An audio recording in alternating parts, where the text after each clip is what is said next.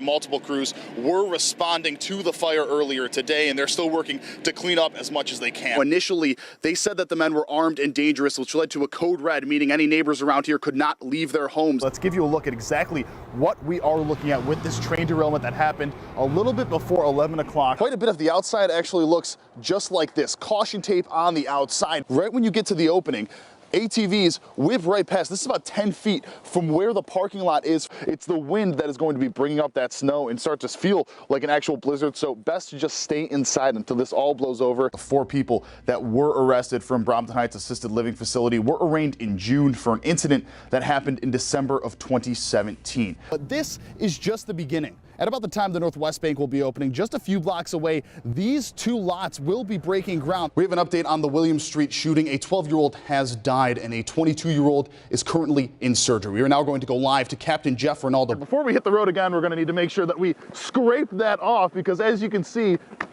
that's almost not coming off. That's what it's been like today. Actually, get ourselves into the water here. Oh, I was terrified, I'm not going to lie. Molly King spends her days doing what she loves, playing music. I always wanted to be a music teacher.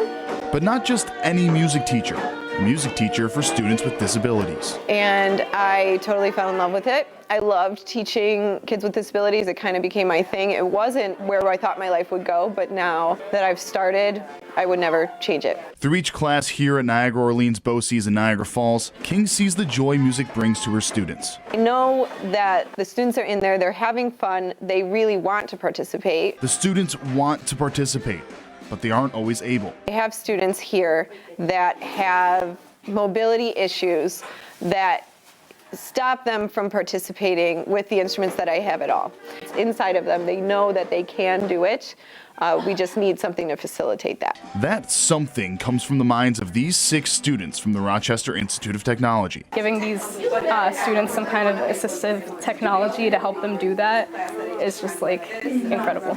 Sophia Quinones is one of the students working with this BOCES class to build a drum kit capable of fitting the needs of these students with disabilities. A 3-piece drum kit. So that's the hi-hat cymbals, the snare drum, and the bass drum. It's their senior design project that's currently in the observation phase. By seeing the students interact with the instruments, the RIT students can get a good idea of how the adaptive drum kit should operate, whether it involves a drumstick, touchpad, or something more complex. Allows students to look at a certain part of a screen and then have the drum react to what they want to play. The students will take what they learned from observing the class back to RIT to begin their preliminary designs. It's the start of a year-long project. So we're hoping to have some kind of prototype, just basic prototype out of like cardboard, maybe some sheet metal, something, by the end of the semester, but the actual building phase doesn't happen until next semester. The students don't want to rush this. They know how much of an impact this can have if done right. The whole group knows like how influential music can be in a person's life, and just giving students another way to express themselves is really, really great. They're the students that have the most mobility issues, so there's the students that don't really get a chance to participate. So I think when we have this, we're going to probably see something great. That is the sound of progress in Black Rock. This is going to reinvent Black Rock. You won't know this street in 2 years. Rocco Termini and Signature Development are putting $50 million into Chandler Street, with a large chunk being invested in this neglected building. This is the last frontier. We're 2 blocks from Elmwood, we're 2 blocks from Wegmans, in an area that nobody knows about. By June, this will become a tech complex full of different stores and restaurants like Barrel and Brine, which will be moving from its current location on Carolina Street. We're going to be part of building a community where there's literally nothing. Barrel and Brine has been in desperate need of more space. The growth has been insane. It's definitely skyrocketed. We've seen an increased demand in all of our products. So getting more room in a new tech complex is a huge advantage. The collaborations that are possible there, the conversations that are possible there, just the things that are going to happen, that's what I'm excited about. The complex here on Chandler Street will also have this outdoor courtyard for employees to use, which will include an actual volleyball court that they could use in the summer. This is all in an attempt to bring more tech jobs to the area. It's very difficult to get millennials that are software developers to come to Buffalo because we don't have the cool space. They're hoping this will become that cool space, bringing a lot of talent and hundreds of jobs to the Buffalo region. What's happening in the rest of the country but hasn't yet arrived in Buffalo will be happening here. There was some great times and some bad times. I enjoyed my time in the service, I really did. A warm autumn day in Washington, D.C., a chance for these men to remember and reflect. It's a long way back.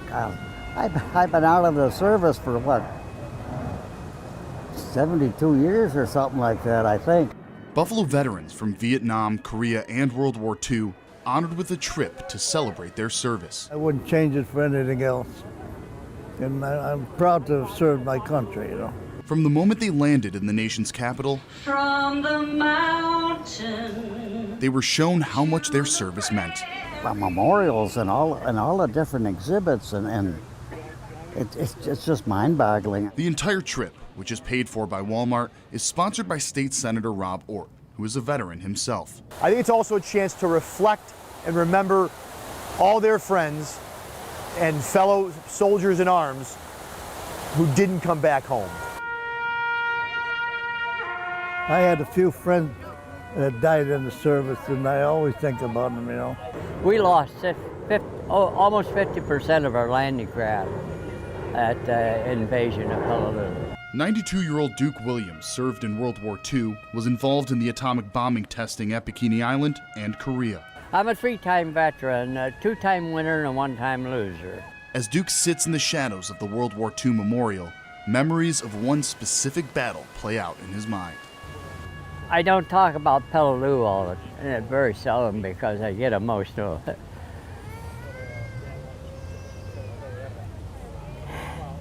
I'll be all right. It's just a hellhole. It's moments like this I come here, I get that way occasionally. that show how the greatest generation earned that title. Williams and these men fought for freedom during times of turmoil. Give a lot of people a better life. It's an honor to come here. It's a great honor. And their nation is eternally grateful.